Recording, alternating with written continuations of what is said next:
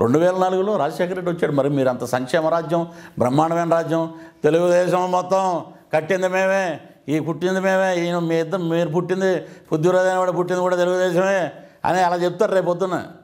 వాళ్ళు నోటికి అసలు అద్దు పద్దు ఉండదు. మరి 2004లో రాజశేఖర రెడ్డి ఎలా వచ్చాడండి? మళ్ళీ 2009లో రాజశేఖర రెడ్డి గారు ఎలా వచ్చారు? 2009లో రాజశేఖర రెడ్డి గారు వచ్చారంటే పీఆర్పీ ఓట్లు చీల్చిందని అంటారు. ఇక్కడ కాంగ్రెస్ అంది. ఆ కొండా సురేఖ గారు అన్నారు చూసారా, పైన శాటిలైట్ చూడంటే విష్ణుమూర్తి చెయ్యి అక్కడి నుంచి ఏదో రేసు వచ్చినాయంట, ఆ ఈవీఎంలో మారిపోయినాడు. ఏంటండి ఇవి? ఇదే మీ బతుకులు? ఇవే మీరు మాట్లాడేది? గెలిస్తే ఒకలాగా, గెలవకపోతే ఒకలాగా. చీ అన్నారండి.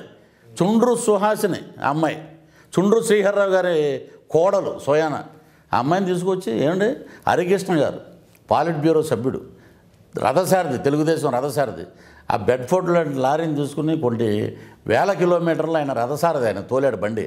ఆయన మీద మీరు ఎంత ద్వేషం పెట్టుకుని ఆ కుటుంబంలో ఆయనకి మీరు మీ అబ్బాయికి ఎమ్మెల్సీ ఇచ్చినప్పుడు మీ అబ్బాయి కన్నా పెద్దోడు కదా, ఆయన ఒక సీనియర్ కదా, ఆయనకి ఎమ్మెల్సీ ఇచ్చి మినిస్టర్ చేయొచ్చు కదా. ఆ ఫ్యామిలీ మీద అభిమానం ఉంటే, లేకపోతే తిరుమల తిరుపతి దేవస్థానం చైర్మన్ చేయొచ్చు కదా. హరికృష్ణ గారు దైవభక్తి, బ్రహ్మాండమైన భక్తి, మేము చూసాం ఆయన్ని.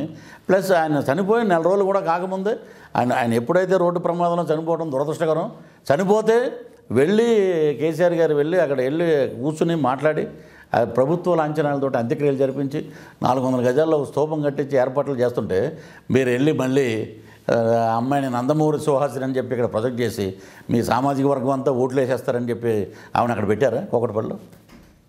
అక్కడ ఓడిపోవడానికి ప్రధాన కారణం వైసీపీ అండ్ జనసేన వాళ్ళు.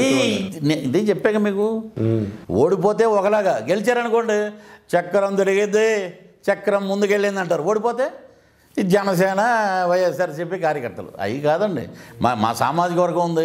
మొన్న ఒక సౌత్ ఇండియన్ షాపింగ్ మాల్కి ఎవరో మా ఫ్రెండ్ వస్తే వాడు ఏదో బట్టలు కొంటానికి వెళ్తే నేను కూడా వెళ్ళాను కూడా. వెళ్తే మా కమ్మూరు దెబ్బతీశారయ్యా, మా కమ్మూరు. అది మీ సామాజిక వర్గం, అది చెప్పుకోవట్లే. అంతకుముందు వైరల్ అయింది ఒకటి ఆడియో, కులపిచ్చి ఎంత ఉంటుందా?